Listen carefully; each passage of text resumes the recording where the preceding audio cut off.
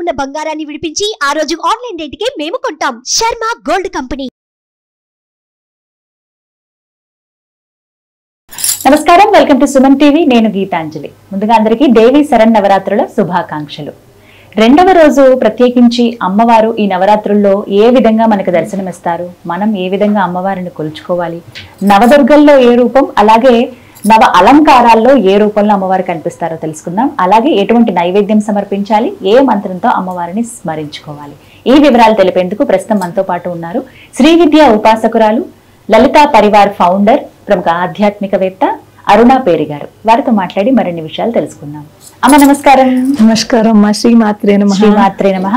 దేవి శరన్నవరాత్రుల శుభాకాంక్షలు చెబుతూ రెండవ రోజు విశిష్టత, ప్రత్యేకించి అమ్మవారి రూపం ఏమిటో వివరించండి ముందుగా. తప్పకుండానమ్మా. మనకి దేవీ నవరాత్రుల్లో ఆశ్వీజ విధియ పాడ్యమి అయింది, విధి అన్నమాట రెండవ రోజు.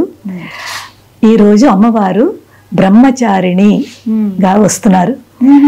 ప్రథమం శైలపుత్రీ చ ద్వితీయం బ్రహ్మచారిణి. బ్రహ్మచారిణి బ్రహ్మచారిణి అంటే అర్థంలోనే తెలుస్తోంది. బ్రహ్మ అంటే తపస్సు, తపస్సు చేసేది. చారిణి అంటే చేసే, తపస్సును ఆచరించేవారు బ్రహ్మచారిణి. ఇది కూడా రెండు కోణాలు అర్థం చేసుకోవాలి మనం.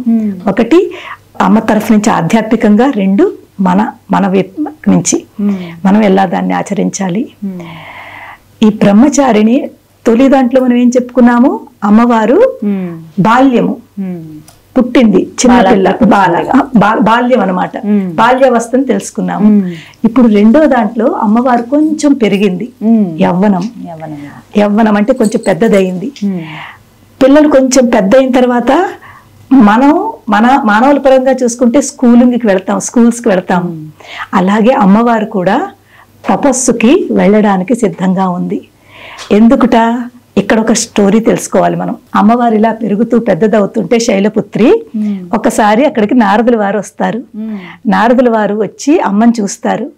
చూసి ఆయనకంతా తెలుసును.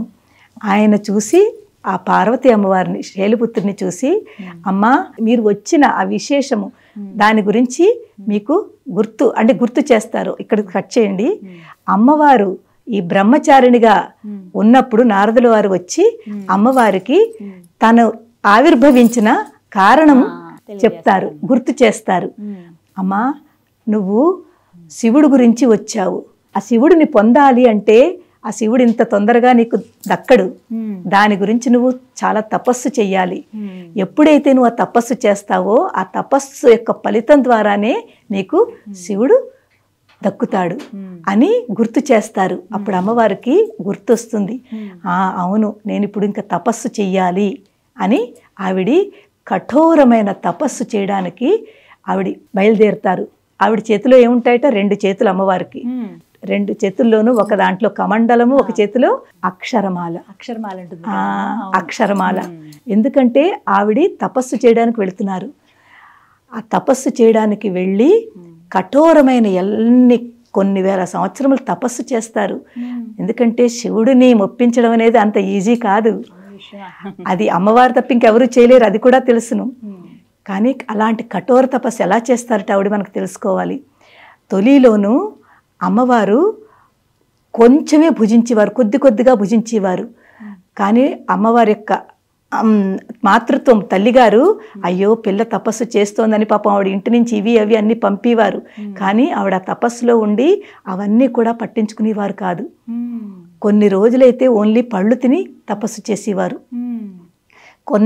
కొంతకాలం అయితే పళ్ళు తినేవారు కాదు, ఏమీ తినకుండా ఓన్లీ నీరు తాగి తపస్సు చేసేవారు. కన్నాళ్ళ తర్వాత అది కూడా వదిలేసి ఓన్లీ ఆకులు తిని తపస్సు చేశారు. తర్వాత ఆకులు కూడా తినడం మానేశారు. ఏమీ భుజించకుండా కొంచెం జస్ట్ గాలి పీల్చుకుని, గాలి తీసుకుని ఆవిడ తపస్సు చేశారు. ఆవిడ ఆకులు కూడా భుజించకుండా తపస్సు చేశారు కాబట్టి ఆవిడ అపర్ణ అన్నారు. అపర్ణ అంటే పర్ణ అంటే ఆకు, అపర్ణ అంటే ఆకులు కూడా భుజించకుండా తపస్సు చేశారు కాబట్టి ఆవిడకి అపర్ణ అని పేరు వచ్చింది. అలాంటి కఠోర తపస్సు శివుడు గురించి చేశారు ఆవిడ. చేసిన తర్వాత శివుడు బ్రహ్మచారిగా దర్శనమిస్తారు అమ్మవారికి. బ్రహ్మచారిగా దర్శనమిచ్చి ఏమి తెలియనట్టుగా, శివుడికి అన్నీ తెలుసును, ఏమి తెలియనట్టుగా అమ్మ నీకేం కావాలి వరం కోరుకో అంటారు. అమ్మవారికి ఒకటే కోరిక, ఏ కోరికలు ఉండవు, శివుణ్ణి వివాహం చేసుకోవాలి, ప్రతి జన్మలోనూ శివుడే తన భర్తగా ఉండాలి అని కోరుకుంటుంది. తో ఆవిడ ఒకటే కోరుకుంది, శివుడితో నాకు వివాహం జరగాలి అని చెప్పి కోరుకుంటుంది. శివుడికి తెలుసు కాబట్టి ఆయన అంగీకరిస్తారు, చక్కగా నవ్వుతూ అంగీకరిస్తారు. తప్పకుండా నీ కోరిక తీరుతుంది అంటారు, వెళ్ళిపోతారు. ఇది అమ్మవారి పరంగా మనం అర్థం చేసుకున్నాం. ఇప్పుడు ఇది మన మీదకి ఎలా తీసుకుంటాము?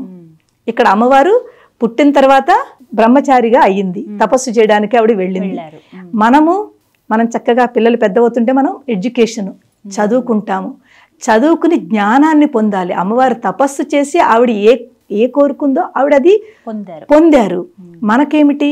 తప్పకుండా మనం చక్కగా జ్ఞానాన్ని పొందుతూ మన లైఫ్ని మనం ఎలా ముందుకు తీసుకెళ్లాలా నేర్చుకోవాలి, కష్టపడాలి. అమ్మవారు ఎంత కఠోర తపస్సు చేసింది, అంత ఈజీగా శివుడు వచ్చారా? రాలేదు.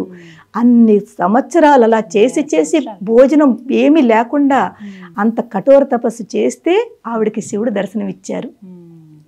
కానీ మనం మానవ మాత్రులు, మనం ఎడ్యుకేషన్ చెయ్యాలన్నా, జ్ఞానం పొందాలన్నా, ఏమైనా కూడా మనకి కూడా అంత కష్టము పడాలి.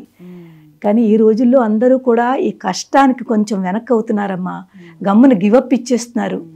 ఏదైనా అంటే ఓన్లీ చదువనే కాదు, ఏదైనా చదువనే కాదు, ఏదైనా మనకి సక్సెస్, మన లైఫ్లో సక్సెస్ దొరకాలి అంటే దాని వెనకాల మనకి కష్టపడాలి. ఓరిమి, అమ్మవారు ఎంత పేషెన్స్ తోటి అన్ని సంవత్సరాలు అలా కూర్చుని చేసిందో ఆ ఓరిమి మనం నేర్చుకోవాలి. ఆవిడ దగ్గర నుంచి నేర్చుకోవాల్సింది ఓరిమి, ఆ కష్టము. ఎప్పుడైతే మనం కూడా మన లైఫ్లో ఏం కావాలని కోరుకుంటున్నామో ఈ రెండు మనలో వస్తే తప్పకుండా మనది కూడా మనకి ఏదనుకుంటున్నామో సక్సెస్ దొరుకుతుంది. ఇది ఇక్కడ అమ్మవారి దగ్గర నుంచి తెలుసుకోవాలి. అలంకారాల్లో ఏ రూపం అమ్మ రెండవ రోజు? ఇక్కడ అలంకారాల్లో అమ్మవారిది గాయత్రి అమ్మవారి అలంకరణ చేస్తారు. గాయత్రి అమ్మవారు అంటే వేదమాత. ఆవిడ నిజంగా ఆవిడ పేరులోనే ఉంది, ఆవిడ వేదమాత అనమాట. ఇక్కడ గాయత్రి అమ్మవారికి నైవేద్యం మనం గారెలు పులిహార చేస్తామన్నమాట. అది కూడా చెప్పాను కదా, నైవేద్యం వెనకాల ఉన్నది అది అమ్మవారికని భక్తితో చేస్తే అది ప్రసాదం అవుతుంది. ఎప్పుడైతే మనం అది భక్తితో చేసి అమ్మవారికి పెడతామో అది ప్రసాదం అయ్యి ప్రసాద రూపంలో మనం అందరం స్వీకరిస్తాము, అదనమాట. తర్వాత గాయత్రి అమ్మవారు చక్కగా ఆవిడ యొక్క అష్టోత్తరం ఉంది, గాయత్రి అష్టోత్తరం చాలా బాగుంటుంది. అది ఒకసారి చదువుకుని గాయత్రి అమ్మవారిని మనం పంచోపచారం కానీ షోడశోపచారం కానీ మనకు వీలున్నంత మట్టుకి చేసుకుని ఆ అష్టోత్తరం వీలుంటే చదవండి. ఈ దుర్గా నవరాత్రుల్లోనమ్మా ఇంకొకటి ఏంటంటే దుర్గా సప్తశతి అని ఉంది కదా, ఈ 9 రోజుల్లోనూ మనం 13 అధ్యాయాలు ఉంటాయి.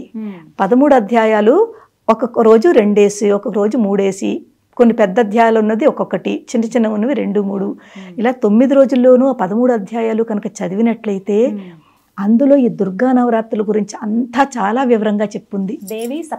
దేవి సప్తసతి ఇది దేవి భాగవతంలో మనకి బాగా చెప్తారు. ఇది ఒక వేరే పుస్తకం దొరుకుతుంది, అది 13 అధ్యాయాలు. అందులో అమ్మవారు ఎంతమంది రాక్షసుల్ని ఏ రూపంలో వచ్చి సంహరించింది, చండముండుల్ని సంహరించింది, శుంభుని సంహరించింది, రక్తబీజుని సంహరించింది, ఇప్పుడు వస్తాయి మనకి. ఇవన్నీ కూడా అమ్మవారి తత్వము, అక్కడ రాక్షస తత్వము రెండు అర్థం చేసుకుంటాము. ఎప్పుడైతే ఈ 9 రోజుల్లోనూ ఇలాగ ఒక్కొక్క రోజున ఒక్కొక్క అవతారం తెలుసుకుంటూ ఆ దుర్గా సప్తశతిని కూడా మనం పఠిస్తే మనలో ఉన్న ఆ రాక్షస గుణాలు, ఆసురీ గుణాలు అవన్నీ కూడా నెమ్మదిగా తగ్గిపోయి దైవీ లక్షణాలు పెరుగుతాయి. అంటే పాజిటివిటీ పెరుగుతుంది. మన థాట్స్, మన ఆలోచనలే, ఒకటి నెగిటివ్ థాట్స్ అది ఆసురీ లక్షణాలు, పాజిటివ్ థాట్స్ దైవీ లక్షణాలు. పాజిటివ్ థాట్స్ పెరిగి ఆసురీ లక్షణాలు అవి తగ్గిపోతాయి. అప్పుడు మనం ఎప్పుడూ నవ్వుతూ మనం ఏది అనుకుంటున్నామో అది తప్పకుండా మనకు అమ్మవారు ప్రసాదిస్తుంది అనమాట. ఇది దీని యొక్క విశిష్టత. ఆ రోజు పఠించవలసినటువంటి మంత్రం ఓం దేవి గాయత్రీయై నమః. ఓం దేవి గాయత్రీయై నమః.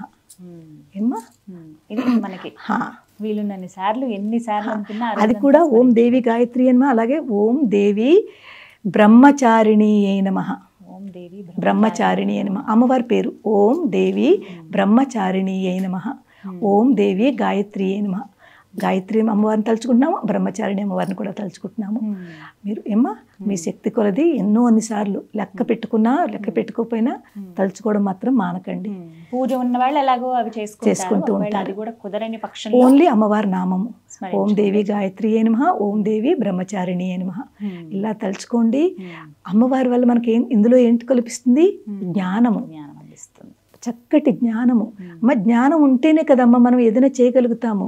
మనం అజ్ఞానంలో ఉంటే మనం అన్నీ కూడా తప్పు పనులు చేస్తాము. ఎప్పుడైతే మన జ్ఞానంలో వచ్చామో, కొంచెం కొంచెం జ్ఞానం వస్తుందో మన థాట్స్ మారతాయి, మన పనులు కూడా, మనం చేసే పనులు కూడా చేంజెస్ వస్తాయి, మంచి పనులు చేయడానికి ప్రయత్నిస్తాము. అదమ్మా చాలా చక్కగా వివరించారమ్మా. 2వ రోజున అసలు అమ్మవారిని ఎలా ఆరాధించాలి, అమ్మవారి విశిష్టత కూడా చాలా చక్కగా వివరించారు. నమస్కారం. శ్రీమాత్రే నమః. శ్రీమాత్రే నమః.